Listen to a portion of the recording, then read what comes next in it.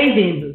Esse é o Papo com Especialistas do CPP Talks, o podcast Centro de Estudos Público-Privado da FIP.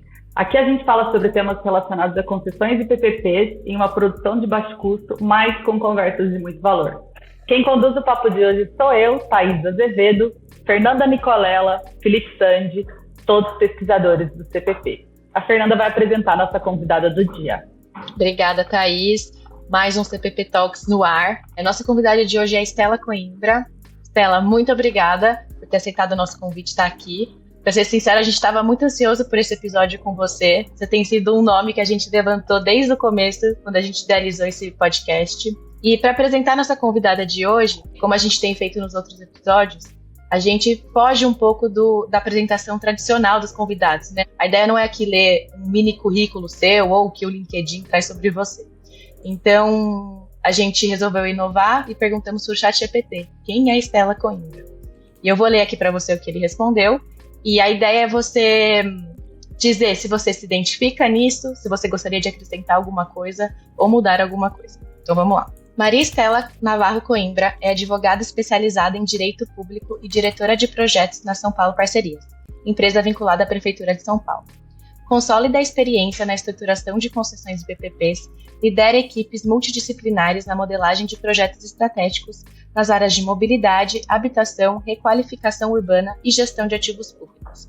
É presença frequente em eventos técnicos e acadêmicos, como o Infracidades 2024, onde discutiu o papel das concessões na promoção da cultura, esporte e sustentabilidade urbana. Seu trabalho contribui diretamente para aproximar o setor público da iniciativa privada, promovendo soluções eficientes para a gestão da cidade. Com uma visão moderna e pragmática sobre a administração pública, Estela atua como uma das vozes técnicas que tem ajudado a repensar o uso de ativos urbanos em São Paulo, combinando responsabilidade fiscal, inovação regulatória e compromisso social.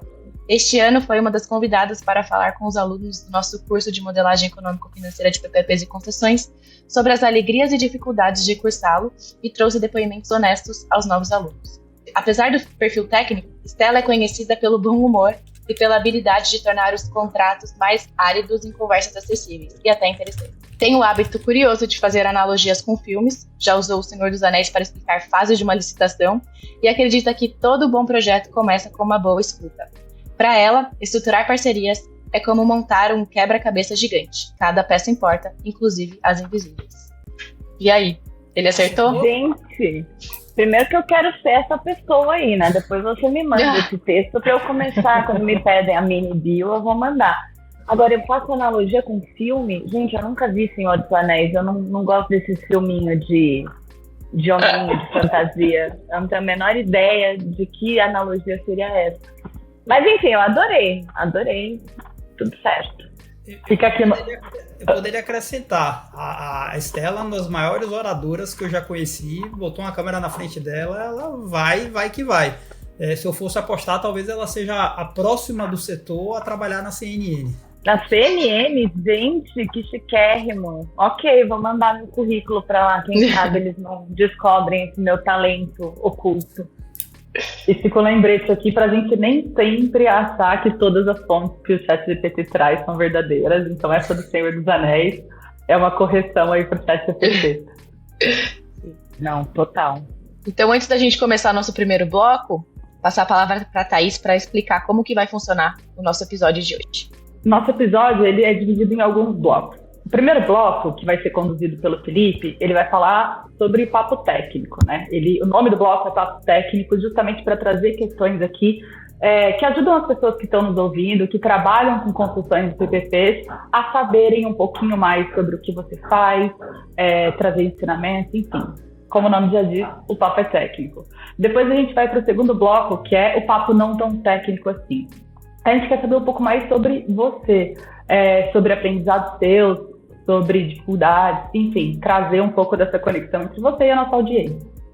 E por fim, o terceiro bloco é o que a nossa audiência quer saber. Que a nossa audiência, principalmente os alunos do curso de modelagem econômica de concessões e PPPs da FIP.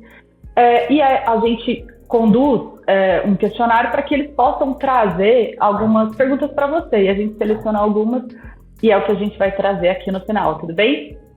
Claro. Vamos lá. conversa é leve, fique à vontade. E agora o Felipe vai tocar o bloco do Papo Técnico. Stella, eu queria iniciar com você falando um pouco sobre a SP Parcerias, né? Quando a gente pensa em estruturadoras de projeto, principalmente pensando em companhia de economia mista, eu diria que talvez seja o maior expoente que a gente tem em entes subnacionais, né? Acho que a experiência de vocês é a mais vasta dentro dos subnacionais. A gente vê outras experiências, por exemplo, o Bahia Invest, etc e tal, mas eu não recordo deles atenderem outros entes federativos. Eu acho que talvez que eu recorde, vocês são os únicos que são capazes de atender a própria demanda e agora, de certa forma, tem um próprio negócio que é atender outros subnacionais. Fala um pouquinho sobre isso, assim. Como é que foi de, eventualmente, nascemos para atender os interesses do próprio município e, de repente, vocês viraram essa máquina que estão atendendo outros municípios, eu não sei se já estão atendendo outros estados. Perfeito. Bom, primeiro, obrigada pelo convite. A iniciativa é super legal, eu já ouvi os outros episódios, gostei muito, é muito bom saber que eu estou nesse hall de pessoas que eu admiro tanto. Bom, a São Paulo Parcerias, ela começou a ganhar força, apesar de já existir há alguns anos, ela começou a ganhar força em 2017, quando o governo Dória realmente adotou essa agenda de desestatização. E conforme a gente foi começando nossas primeiras publicações, então em 2019 a gente começou a publicar os primeiros editais, assinar os primeiros contratos, muitos municípios nos procuravam, e estados, para entender como nós estávamos fazendo, o que nós estávamos fazendo, etc. Na época, o presidente da São Paulo Parcerias era o Rogério Seron, hoje atual secretário do Tesouro. Apesar dos municípios pedirem apoio, ele não via muito como, de fato, conseguir alguma coisa que impactasse outro ente federativo. Até que o município de Porto Alegre nos chamou, pela secretária Napellini, na época, e o Seron vislumbrou que seria efetivamente uma oportunidade de causar um impacto relevante numa cidade, numa capital do país. Então, nós fomos lá e, de fato, houve uma conexão muito grande entre os dois municípios, então houve um acordo também entre os prefeitos para que isso acontecesse, e nós começamos a estruturar os projetos lá para Porto Alegre. Quando isso começou, o assédio, então, começou a ficar ainda maior. Nós também assinamos um contrato com o estado do Rio Grande do Sul e agora nós também estamos modelando um projeto em Joinville. Eu acho extremamente interessante, eu acho que, de novo, nós somos uma sociedade de economia mista, estamos vinculada ao governo, e, obviamente, a direção que a empresa segue também depende muito do olhar do executivo. E haverá momentos em que a gestão vai estar mais ou menos tendenciosa a permitir que a gente preste esses serviços para outros entes. Mas, na minha visão pessoal, eu acho muito interessante porque motiva muito a equipe. Nós temos uma equipe extremamente qualificada que quer fazer projetos. E a partir do momento que a gente tem projetos em outros entes, a gente consegue, então, reter essa equipe e, de alguma maneira, a gente consegue se contrapor ao ciclo político. Porque é natural em todos esses lugares que haja um ciclo político que normalmente dura 2 anos e, às vezes, ele está lá no alto e, às vezes, está embaixo. Então, se, por acaso, a cidade de São Paulo a gente estiver num ciclo um pouco menos intenso, a gente consegue reter esse pessoal qualificado porque os outros municípios e os outros estados estão em outro momento, para que quando São Paulo, então, precise dessa expertise, dessa capacidade, as pessoas vão estar girando, prontas para fazer acontecer. Então, para mim é um grande ganha-ganha. Mas existe, de fato, essa questão de que a gestão muda um pouco a orientação conforme o momento e o contexto em que o município se encontra. Bacana, eu queria pegar 2 ganchos dessa sua fala inicial. A primeira pensando em equipe, né? E de fato a gente vive de ciclos. Atualmente me parece que estão no ciclo alto, a gente viu muita coisa ser publicada. Eu me lembro que eu fui jurado lá do P3C e tinha bastante coisa de vocês que estava na carteira, era um monte de coisa interessante. Talvez esse ano vocês se candidatem de novo, porque tinha coisa boa que ainda não tinha de fato virado contrato, mas eu acho que essa ideia de reter talentos ela é muito importante, né? Porque é muito difícil da gente manter um quadro qualificado, a agenda existe uma pressão muito grande por profissionais e a gente vê à torta direita esses profissionais serem captados porque precisam seguir a carreira, etc e tal. Então, muito bacana essa ideia de conseguir manter o time porque tem projeto. Então, nessa linha, a primeira coisa que eu queria perguntar é: houve uma pressão por crescimento da equipe ou vocês conseguiram manter com o mesmo time atender além da carteira de vocês? Quer dizer, quando começa a receber demanda para além do próprio município, vocês precisaram reforçar o time ou deu para dar conta com os profissionais que existiam? Veja, Sandy, quando eu entrei na SPP em 2019, a gente terminou o ano de 2019 com 38 colaboradores na empresa toda. Hoje nós estamos com 123. Então, houve uma expansão muito grande da SPP, mas ela não se deu em razão desses contratos externos. Ela se deu exclusivamente em razão das necessidades do município. A principal mudança que houve nós éramos uma estruturadora de projetos, então nós focávamos na parte inicial da modelagem e conforme nós somos vítimas do nosso sucesso no sentido de que os contratos foram assinados e as secretarias finalísticas, como vocês bem sabem, nem sempre têm estrutura para lidar com a gestão desses contratos. Então nós fomos levados a criar uma área na São Paulo Parcerias para apoiar as secretarias finalísticas na gestão desses contratos de concessões e PPPs. Essa foi a principal razão do aumento de equipe. Nós temos, de fato, equipes de estruturação muito robustas, né? Então, nós temos 2 diretorias de projeto aqui, eu lidero 30 pessoas, são 3 equipes de 10 pessoas, há outras diretorias de projetos com 20 pessoas, então é de fato bastante grande comparado com consultorias em geral e é multidisciplinar, então nós fazemos tudo in-house, a gente não subcontrata ninguém, então nós fazemos a modelagem econômica, jurídica, operacional, somos todos nós que fazemos, todo mundo junto, dando as mãos.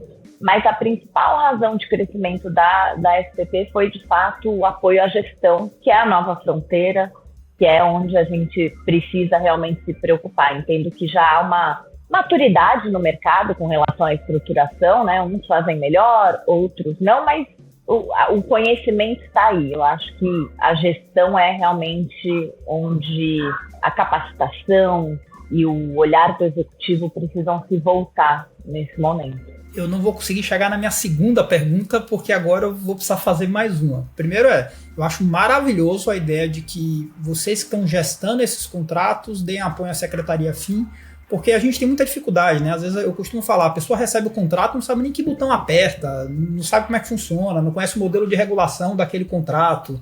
Às vezes estava acostumado com um contrato tradicional, onde ele tinha um pouco mais de gerência sobre o que acontecia, agora ele está muito mais na parte de fiscalizar o contrato do que está gerindo o serviço. Então esse é um negócio maravilhoso. Eu queria saber, ainda nessa linha, mas eu vou chegar na pergunta que eu queria depois, como é que isso se deu, essa expansão? Foi natural? Foi um pedido da secretaria? Porque me parece uma excelente ideia que talvez pudesse ser replicada para outros entes federativos. Eu concordo com você que esse talvez seja o grande gargalo quando a gente pensa no avanço da agenda, né?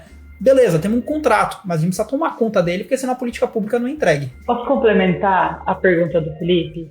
Porque no ano passado eu estive num painel conversando com representantes de um governo do estado, e nessa conversa eu levantei exatamente a questão. Ele estava falando sobre estruturação e como eles se desenvolveram na estruturação, e aí minha pergunta foi, olha, mas e depois que estrutura? Como é que esse projeto, como é que vocês envolvem a Secretaria Finalística? Como eles acompanham, como eles gerenciam? Isso é um problema de transição? Ele falou, tá aí, não tem muito um planejamento para essa transição. Muitas vezes a Secretaria Finalística ela tem que lidar com esse pepino e ela não sabe como lidar. Então eu vi um governo do estado ainda não preparado para fazer isso. Você está trazendo aqui que vocês já vêm fazendo. Então acho que é interessante para levar como aprendizado para esses outros que precisam. Só esse comentário e, por favor, Stella. Nós fomos levados a fazer isso. Foi uma questão de necessidade, né? São Paulo, em 2020, criou uma agência reguladora própria de serviços públicos, mas que ainda estava em fase de estruturação, então não dava para esperar eles se estruturarem e receber esses contratos, enquanto as secretarias precisavam lidar com a concessão do Ibirapuera, a concessão do AMB, a concessão do Pacaembu. Então, a gente precisou ali, de maneira emergencial, criar uma estrutura, e ela um pouco se consolidou. Eu entendo que, do ponto de vista do estruturador, isso é maravilhoso porque é retroalimentação pura. Então, a quantidade de coisas que nós já aprimoramos nos nossos contratos, nas nossas modelagens, em razão dos inputs que a gente recebe do dia a dia da gestão, são muito ricos. E a gente, é isso, nós queremos cometer novos erros. E a melhor maneira de fazer isso é entender como o contrato está sendo gerido no dia a dia. Por outro lado, essa necessidade mostra uma deficiência da administração de mudar um pouco dessa execução direta para um lugar de gestão de um contrato de concessão em PPP.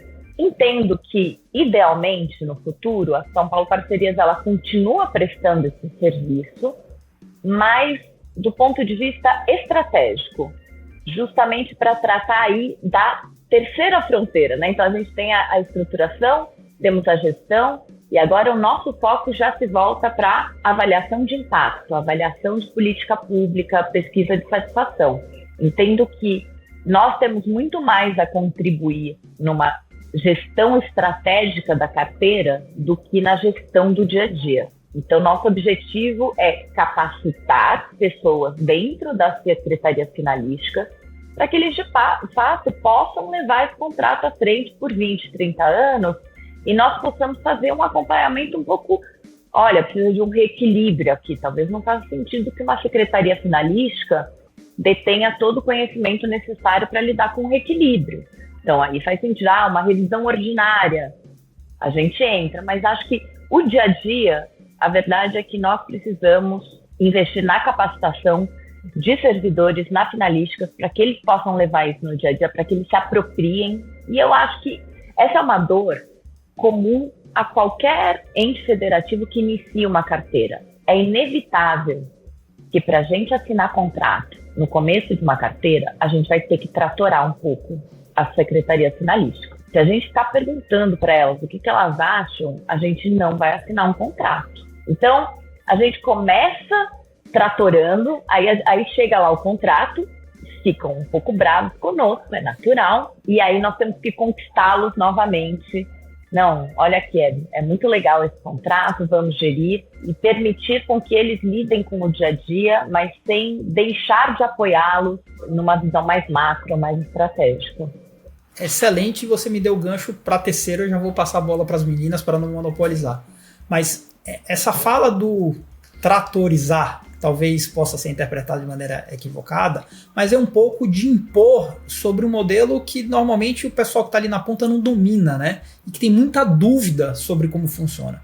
E na nossa experiência, a gente também trabalha com estruturação, muitas vezes a gente tem dificuldade de andar no projeto quando a gente tenta construir junto, no sentido de convencê-los, então, aí às vezes uma estruturação que você poderia fazer em 6 meses, e que precisa ser feita em 6 meses em razão de um ciclo político, quando você entra numa estratégia de ser um pouco mais colaborativo, você estende isso para 1 ano e meio, 2 anos, 2 anos e meio, porque você não consegue avançar na agenda, porque tem muito entrave, o cara não está entendendo, ele não sabe como é que funciona, às vezes você pega um procurador que não conhece o instrumento e o negócio fica meio travado, né? E aí eu entendo e eu concordo. Essa é uma discussão que a gente já teve com o Pierroni, que a gente teve com outros, depende de um certo patrocínio político para que isso aconteça, né? Porque tratorar significa que tem alguém ali também coisando.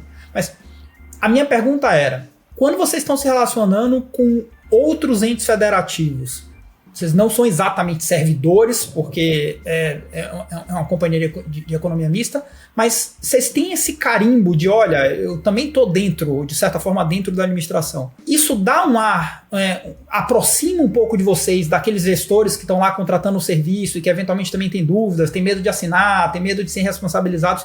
Isso ajuda no trato, essa ideia de que, olha, a gente também faz parte da máquina pública, a gente tem experiência e quando vocês vão trabalhar com esses caras, ajuda. E eu pergunto porque na nossa prática a gente tem muita dificuldade disso. A gente ainda é muito visto como consultor que está aqui tratorando, querendo fazer e não está tão preocupado com o servidor, como se a gente não de fato acreditasse naquilo e que aquele instrumento fosse capaz de entregar uma boa política pública. Não sei se eu fui claro na minha pergunta. Eu acho que a gente nunca pode deixar de tentar construir conjuntamente e ser colaborativo. Esse é um desafio que a gente tem e precisa ter ad eternum.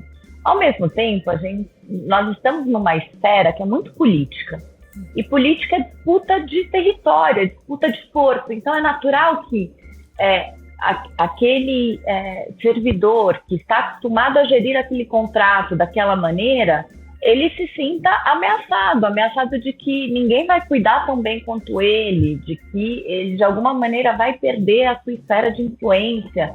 Então, é difícil, de fato, começar uma agenda e algo que eu tenho ouvido aqui de todos os convidados, e eu reitero, não há maneira de assinar qualquer contrato de concessão ou parceria pública sem absoluto patrocínio político, uma clareza de que quem está no executivo tem isso como parte da sua agenda. Nada acontece se não houver isso. E é curioso que não, nem aqui em São Paulo, nem em outros municípios nos veem como servidores.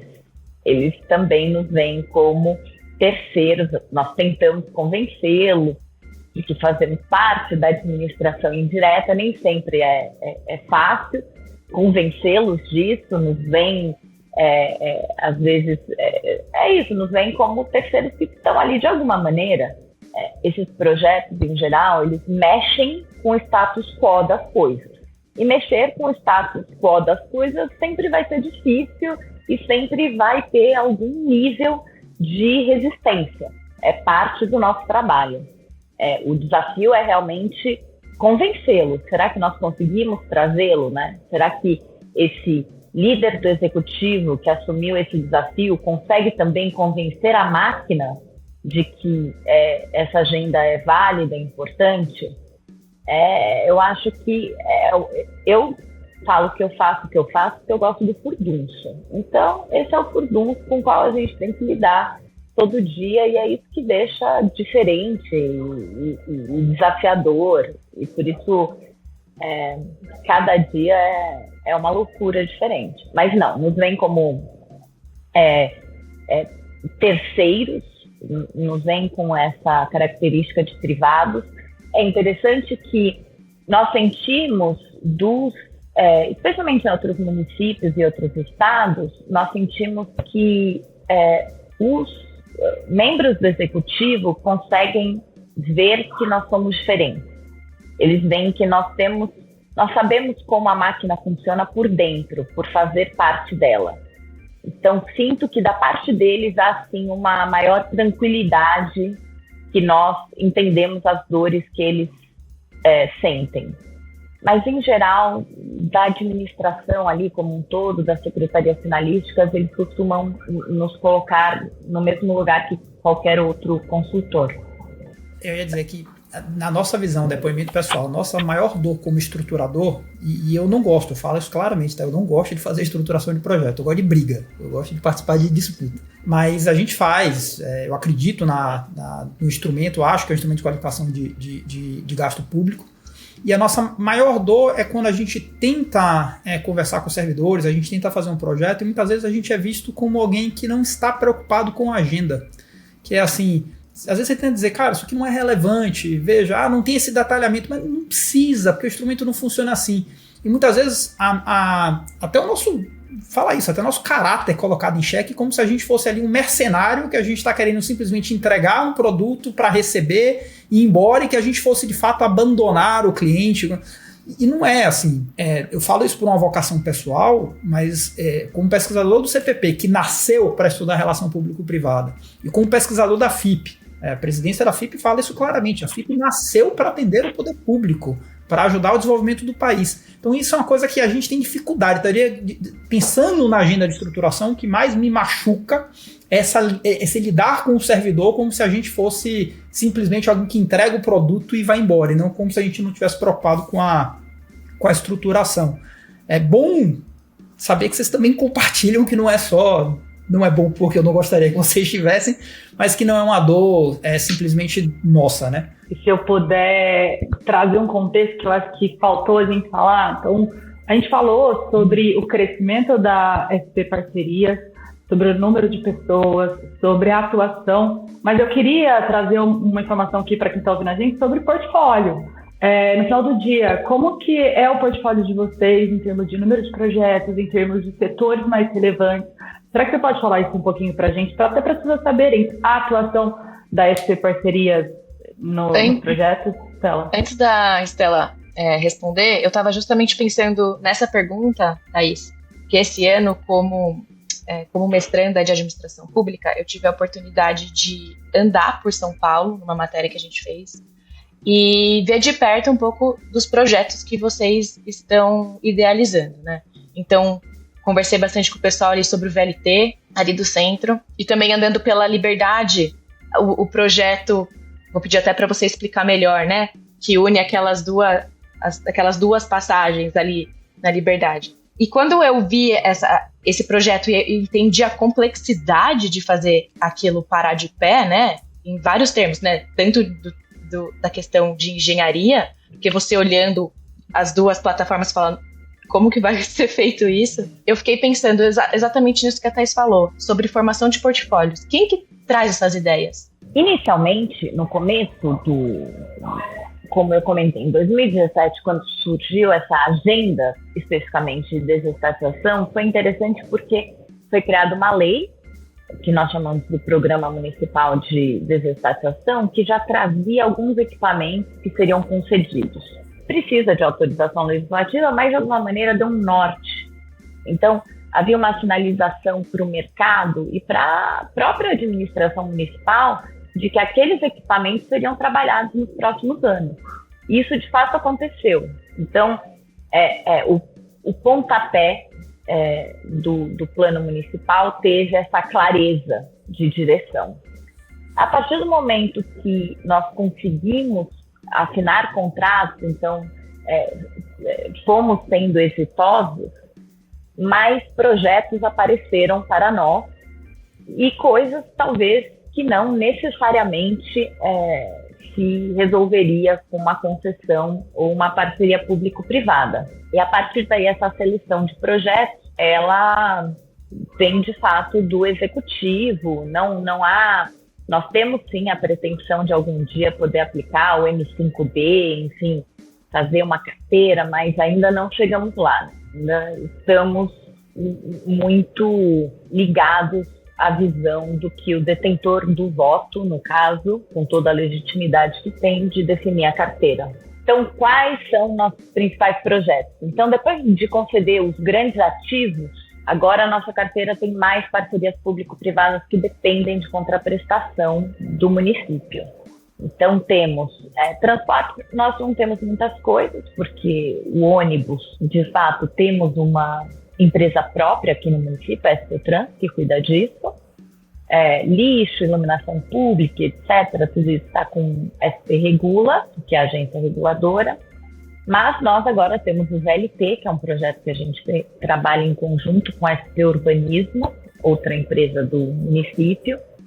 Temos muitos espaços públicos e equipamentos públicos lato sensu. Então, o Vale do Anhangabaú, por exemplo, o projeto que você mencionou é a Esplanada Liberdade, é um projeto muito ousado mesmo. Então, explicando rapidamente, a ideia é construir lajes sobre a Radial Leste para criar novo terreno na Liberdade. Liberdade é um ponto turístico muito forte de São Paulo, há uma confluência de culturas muito forte nessa área, e a ideia é criar todo um novo complexo mesmo para ativação, para que o público tenha mais por onde caminhar, e a ideia é colocar lajes sobre esses 3 quarteirões na Avenida Liberdade. A gente acabou de publicar o edital final agora. Em outros municípios nós temos, então, por exemplo, acabamos de lançar o edital da usina do gasômetro, que é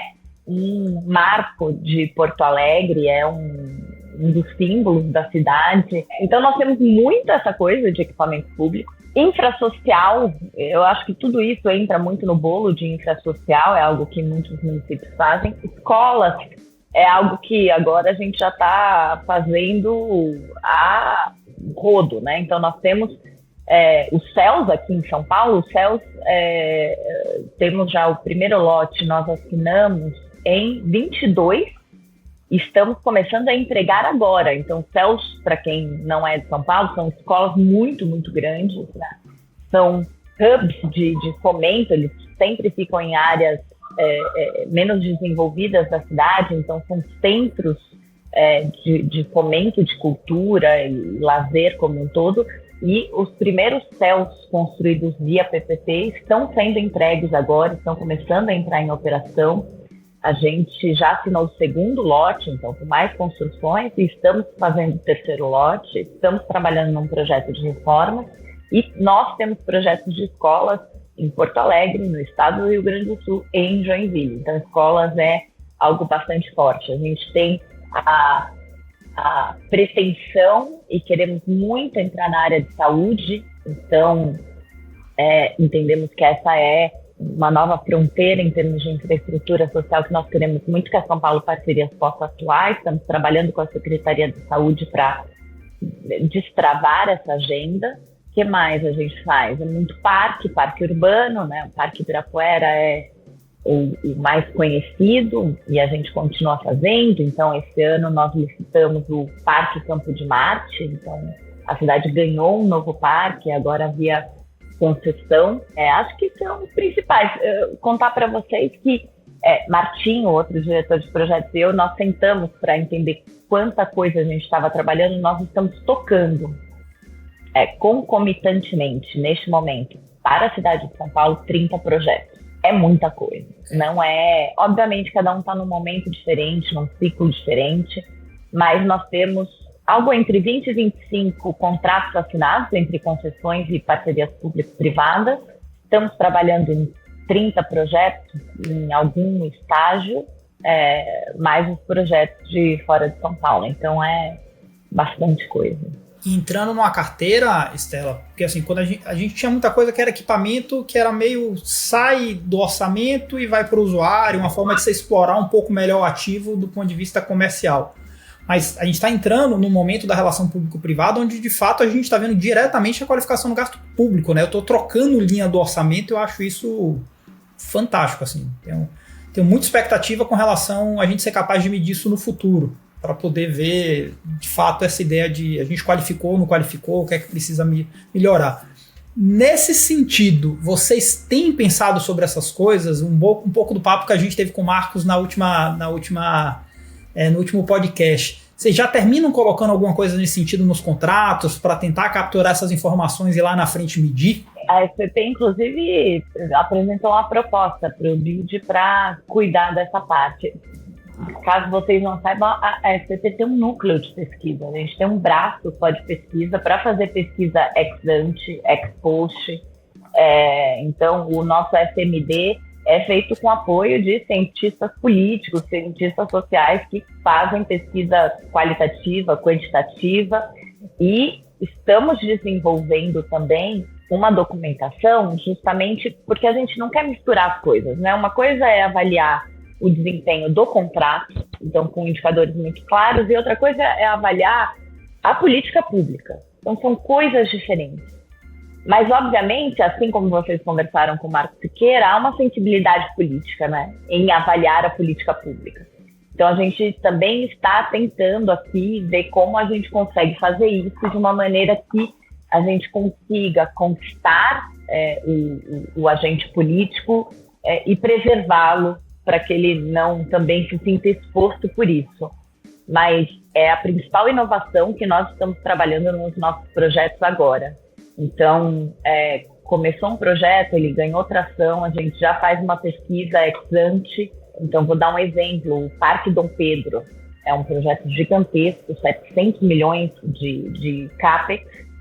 Hoje, em São Paulo, é uma área muito degradada, já foi uma área muito bonita, mas hoje é cortada por um monte de viadutos, não é algo agradável de se caminhar. A nossa equipe de pesquisa foi para lá, ouvir a população, então a gente tem um T0 para depois da implantação do projeto a gente poder comparar com o que mudou. Então a gente está procurando se adiantar e se planejar para que, caso seja possível avaliar a política pública, haja dados para isso. E Stella, para fechar aqui, queria trazer um assunto sobre mulheres em cargos altos. Queria entender como foi para você chegar até aqui, ocupando essa posição dentro da São Paulo Parcerias, como foi essa trajetória e o que você entende como os principais desafios? E se teve desafios para você estar ocupando a cadeira que você ocupa hoje? Não, imagina, foi super fácil. As pessoas viraram e falaram, por favor, vem aqui. Para nós mulheres é sempre muito mais fácil. Eu comecei aqui como assessora e fui com o meu facão abrindo espaço. Para nós é mais difícil, acho que o olhar é sempre diferenciado para as mulheres. Falar que um homem é ambicioso é um elogio, falar que uma mulher é ambiciosa já nem tanto. Então, é isso, né? Nós temos uma relação muito curiosa com o poder. A gente associa o poder ao masculino e é difícil entender e aceitar mulheres em posição de poder. Eu acho que demorou muito mais do que poderia ter demorado eu chegar a essa posição de liderança. Certamente porque eu sou mulher, talvez um pouco por causa da minha personalidade, ela certamente não é das mais tranquilas, mas acho que também isso é parte do que eu sou. É isso, a gente precisa chegar nos lugares onde nós queremos chegar sendo quem nós somos. E sendo mulher, vai ser sempre um pouco mais difícil. E eu acho que o caminho é exercer o feminismo no dia a dia. Então, mulheres apoiando mulheres, mulheres abrindo caminho para outras mulheres, procurar lidar de frente com quando isso é colocado em xeque. Então, se em algum momento a minha capacidade ou o meu conhecimento sobre o tema é colocado em dúvida por algum homem, eu certamente faço questão de contestá-lo imediatamente. Eu acho que nós precisamos nos posicionar. Obviamente, há sempre o risco de sermos mal interpretadas, porque é isso. Um homem tem uma posição firme, já uma mulher ela é dura demais. Então, é isso. A perspectiva sempre muda. Mas, outro dia me chamaram para um evento sobre liderança feminina e eu comentei que eu estou cansada de ver histórias de mulheres maravilhosas, heroínas, nossa, incríveis, sofreram muito para chegar. Eu quero ver história de mulher trambiqueira, história de mulher empinando moto. Eu quero que tenha tanta mulher que vai ter espaço até para mulher medíocre, porque tem tanto homem medíocre no nosso dia a dia, porque não tem que ter espaço para também mulher medíocre. Eu quero espaço para muita mulher, porque nós somos metade da população e nós temos que ocupar também metade das posições de liderança. Não existe nenhuma boa razão para que isso não aconteça. Perfeito. A gente agradece demais. Eu acho que mulher abrindo caminho para mulher é o que a gente precisa de fato para que ela chegue nesse nível, né? A gente vê pouco. E aí, vou contar rapidamente que em alguns do P3C, por exemplo, que é um evento que a gente está muito acostumado a ir, eu lembro de estar lá enquanto ouvinte, uns anos atrás, e assistir diversos painéis. Com essa dificuldade de olhar um pouco mais nova e falar, cadê a minha inspiração? Cadê a pessoa que eu olho e é a que eu admiro porque ela é mulher, porque ela vive coisas parecidas comigo? Então, esse papo é importante.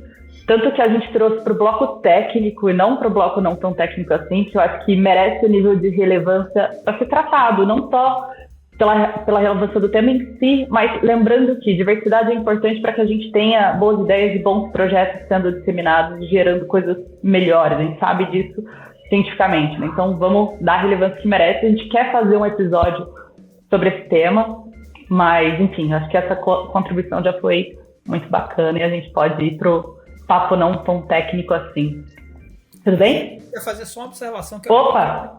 Dentro do CPP, as nossas lideranças são femininas. A Thaís é a CEO do CPP e está assessorada pela Fernanda. Então, a gente está incluído nessa agenda, nesse olhar de diversidade. Somos liderados por mulheres, tá? É bom mesmo, Sandy.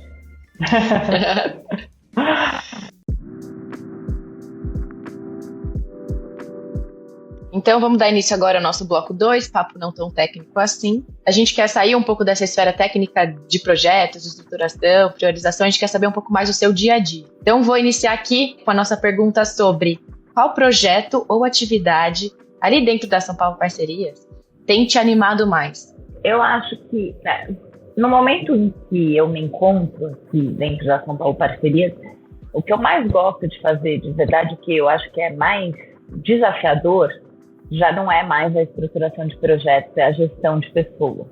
É lidar, e a gestão de pessoas não só interna, não só da equipe, a gestão de stakeholders.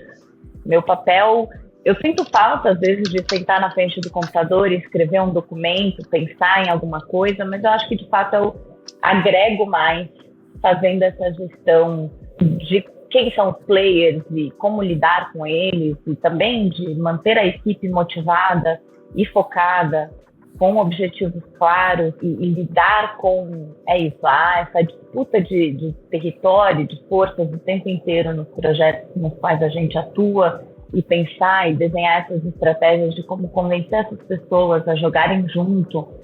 Acho que é das coisas que eu mais gosto de fazer nesse momento. Do ponto de vista técnico, acho que eu estou com um projeto de loterias, polêmico o assunto e é muito diferente de lidar com infraestrutura, então acho que esse me traz boas risadas durante a semana. Às vezes eu choro um pouquinho, mas em geral é bem legal.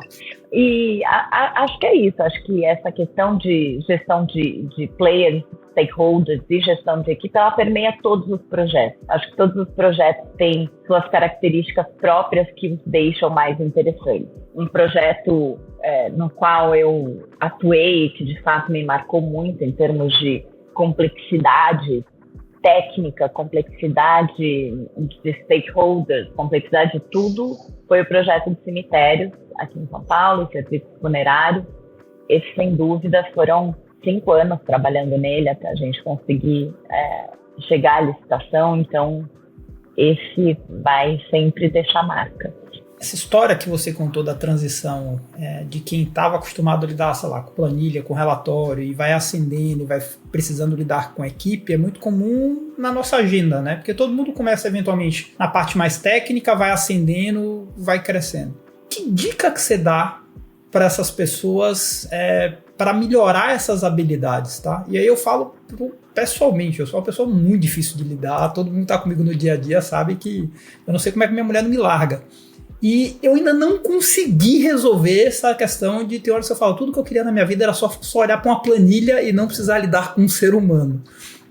Como é que você conseguiu isso? Tem alguma dica para dar? Foi terapia? O que é que você fez para trabalhar isso? Gente, tem uma tese de um cara gringo, me lembrar que ele fala que as pessoas ascendem até o limite da sua incompetência.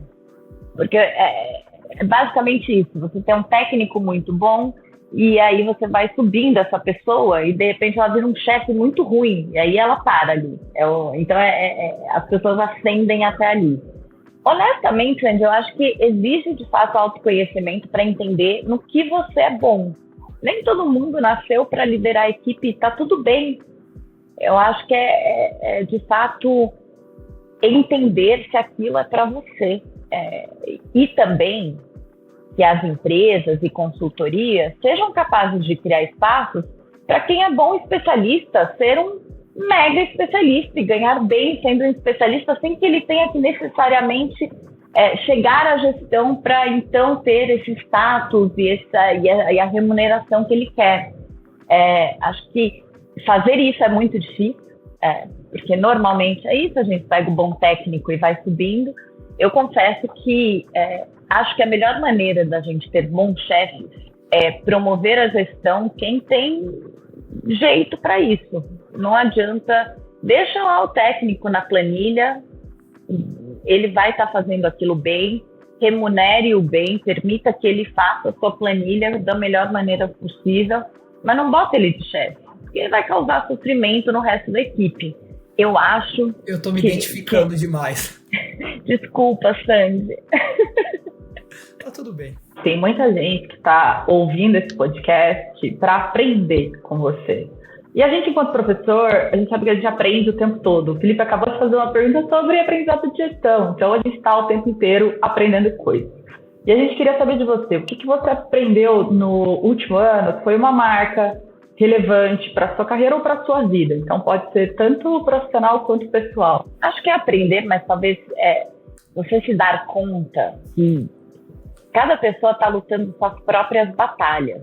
E ter um pouco de compaixão com você mesmo, compaixão com os outros. Nem sempre é simples. Como eu comentei, eu não sou exatamente uma pessoa de boa, mas é entender que às vezes você chega numa mesa de reunião e começa a ver que a negociação ela não está fluindo, e é parar um pouco e perceber que aquela pessoa está em outro momento. Ela não está no mesmo momento que você, ela está com outras questões. A resolução do seu problema não é a prioridade dela, porque ela vai ter outras prioridades. E como se antecipar a isso? Eu acho que o foco tem que estar muito no resultado, é entender as pessoas, entender o que as motiva, para que você, de fato, possa converter isso em resultado para o projeto. Isso envolve os stakeholders. Então, tanto a minha equipe, então, o que eu posso fazer para permitir que os meus técnicos sejam os melhores técnicos possíveis? Que ferramentas eles precisam? O que eu posso fazer para minimizar o ruído para eles? E da mesma maneira, como eu convenço os tomadores de decisão, os agentes políticos, de que o melhor caminho é esse? Como eu mostro para ele que ele vai se expor menos ali? Então, é procurar entender as motivações de cada um, olhar com um pouco de compaixão para que a gente possa, de fato, transformar isso em ações concretas e resolvam problemas reais. Essa foi uma descoberta ou algo que você já consegue dizer que coloca em prática? Não sei se descoberta, mas é perceber o quanto isso é essencial para que, projetos não são 900 páginas de documentos. Projetos são uma concatenação de pessoas por muito tempo, gastando muita energia para criar algo concreto. Então, e o projeto vai ser um reflexo disso, um reflexo de quão bem essa equipe conseguiu construir esse projeto. Então, essa percepção de que o técnico é absolutamente relevante, ele é muito instigante, mas no final das contas a gente precisa entender as pessoas para extrair a melhor técnica delas. Legal.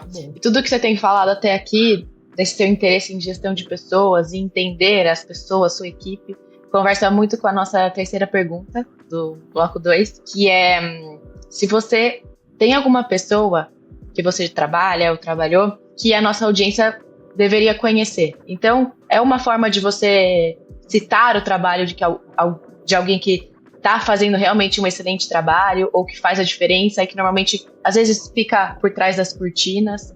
Então, é um espaço aqui para você citar alguém que merece esse reconhecimento. E para nossa audiência saber também.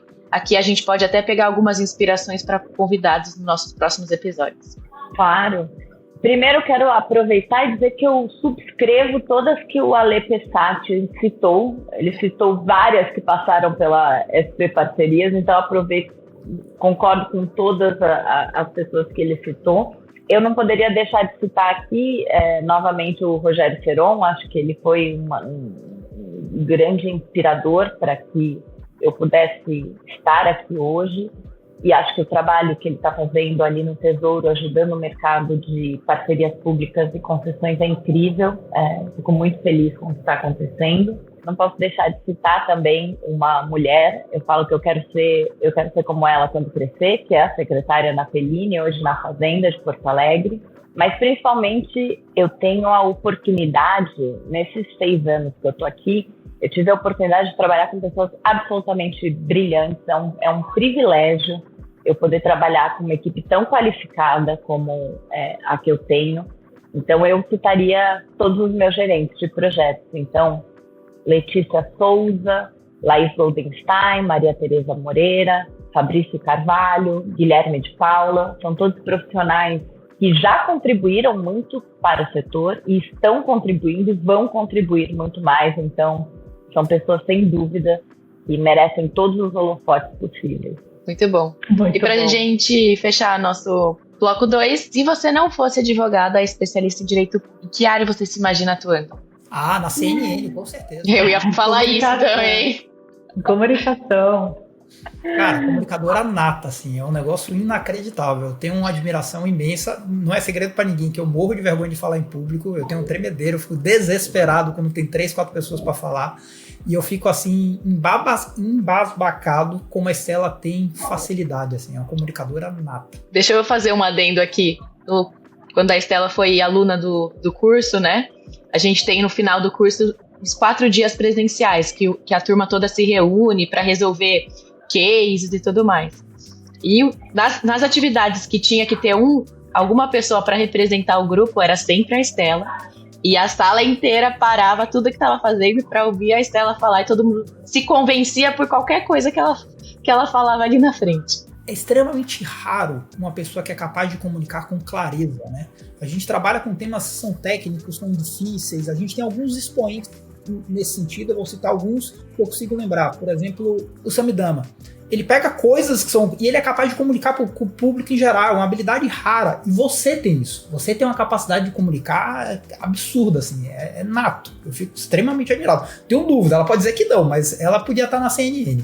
Gente, eu nunca pensei na comunicação, confesso, eu sou muito parecida, qualquer coisa que me chamam eu vou, sou arroz de festa mesmo, adoro um holofote também, mas não, nunca pensei na comunicação. Eu acho que se eu não fosse advogada, eu provavelmente seria vendedora. Eu adoro vender, gente, por mim eu venderia areia no deserto, adoro, mas eu acho que eu seria arquiteta. Eu convivo muito com arquitetos, admiro muito todos, mas acho que eu nunca pensei em fazer qualquer outra coisa que não fosse direito, quer dizer, pensei lá atrás, mas uma vez decidido, nunca mudei, mas acho que talvez a arquitetura. Arquitetura, eu digo que eu sou uma arquiteta frustrada, uma não arquiteta frustrada, né? Eu também é uma profissão que eu gosto muito. Bom, a gente fechou esse bloco e agora a gente vai para o bloco do que a nossa audiência quer saber. Estela, a gente recebeu algumas perguntas aqui da nossa audiência, que são os alunos do curso de modelagem. E a primeira delas, eu vou começar por ela, que ela é bem específica e trata de uma situação que a gente já viveu em projetos. Então, liderando projetos, você acaba sabendo um pouco sobre tudo, inclusive, como a gente citou, você foi aluna do curso, esteve como uma pessoa convidada para falar do curso, então a gente sabe que você também tem essa bagagem econômico-financeira. E aí, uma das perguntas dos alunos está relacionada a um fato envolvendo o econômico-financeiro, que é: você está num projeto e vocês calculam o WOC, né, o custo médio ponderado de capital de um projeto. E esse, segundo ele, nessa situação hipotética, esse WOC está superior à média do mercado. O que você faz? Vocês assumem que vai ter um excedente de receita do projeto, aqui segundo ele, ou, enfim, outras alternativas, vocês entendem que está errado, ou sofre talvez uma pressão do poder público de que aquilo está superior. Então, ignorando um pouco essa história, né, indo para um caso também que a gente já viveu, a gente vai lá, calcula, e quem está ali no executivo olha e fala: não, de jeito nenhum, esse não é uma taxa aceitável para os nossos projetos. Como lidar nessa situação? Eu entendo que nós enfrentamos isso algumas vezes com o Tribunal de Contas. Ele questiona o próprio cálculo do WOC, etc. Em geral, discute-se muito. Aqui internamente nós temos economistas em todas as equipes, mas nós temos uma superintendência econômica que procura ser transversal e ver tudo o que está acontecendo. Então, os projetos, eles também têm essa instância em que isso é olhado de maneira isolada. Entendo que nós vamos sempre defender nossas premissas. A gente pode ali revisitar as premissas que nós adotamos para o WOC, defendê-las ou ajustá-las. Acho que a questão aqui, tudo no final é uma conta. Essa conta está dando certo, não está? Ela está atrativa demais, atrativa de menos, tem dinheiro ficando na mesa. Então, aqui pelo menos eu acho que não temos compromisso com o erro. Então, caso nos tragam argumentos que façam sentido para rever nossas premissas, nós a reveremos. Acho que também não vale a pena, por exemplo, com um secretário, eu ficar discutindo discussões ali das premissas do WOC. Não, porque esse beta aqui, eu não vou chegar a lugar nenhum com essa discussão com o secretário. Então é só, tá muito alto, perfeito, vamos rever aqui, vamos olhar nossas premissas, por quê, por que não. E com o Tribunal de Contas, em geral, a gente procura defender nossas premissas, e aí se não der certo mesmo, a gente fala, pois não. O que a gente faz, então, por gentileza? E aí a gente faz e pronto. Como é que resolve, né? Em geral, eles não contam pra gente, mas a gente tenta ficar descobrindo o que é exato.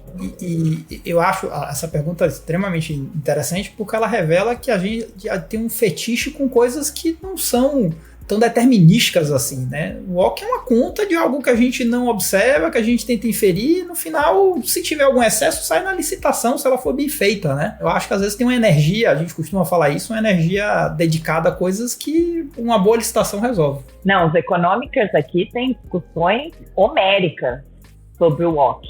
Aí eles chegam aqui na minha mesa e falam, eu não vou entrar nessa discussão. Vocês se resolvam aí, é para baixar, é para aumentar e pronto. Porque no final do dia a gente... Dá deserto, se tiver muito baixo, dá deserto, tá tudo bem, faz de novo. No final do dia, acho que a lição fica se a gente tá seguro sobre as premissas, etc., a gente tem que defender, independente se alguém olha e fala, isso aqui tá muito alto. E é como você falou, no final do dia também vai esbarrar no Tribunal de Contas, e aí não tem muito o que fazer, né? Exato, somos capazes de defender nossas premissas? Elas estão bem fundamentadas? Então o valor é esse. A menos que um terceiro ali, com conhecimento de causa, ou com poder para tanto, como o Tribunal de Contas, nos diga que está errado, a gente vai defender. Tem uma pergunta aqui, uma curiosidade, me parece. O aluno perguntou, poderia mencionar um caso de projeto de concessão ou PPP que parecia pouco promissor no início e que tenha logrado êxito? Eu diria que quase todos são assim, né? Raros são os que falam, não, esse vai dar certo, com certeza. A gente tem poucos, talvez, né, escolas, né, uma coisa, um greenfield bem redondinho, você fala, isso vai dar certo, mas são tantos projetos que eles começam, aí eles morrem, aí eles voltam de novo, aí eles morrem, aí eles voltam de novo. E para ficar no tema de ressuscitação, eu citaria novamente Cemitérios, né, um projeto que eu achava que não ia sair, mas nunca. Não achava. Foi realmente algo incrível quando eu falei, não acredito que isso chegou até a licitação. Então, esse foi um desses projetos. Mas, sinceramente, realmente são quase todos, né? Quase todos eles começam com um gás ali, isso é prioritário, vamos lá, e aí alguma coisa acontece, e talvez isso se perca, mas aí, de repente, ele volta e, às vezes, ele chega e se concretiza. Deixa eu fazer uma pergunta inversa. E teve algum, que às vezes a gente recebe alguns projetos assim que eu falo, glória a Deus, né? Alguma coisa fácil de fazer, tá ali na porta, vai ser fácil de entregar, é um ativo simples, uma concessão que não tem... De repente vira uma loucura e o negócio não sai.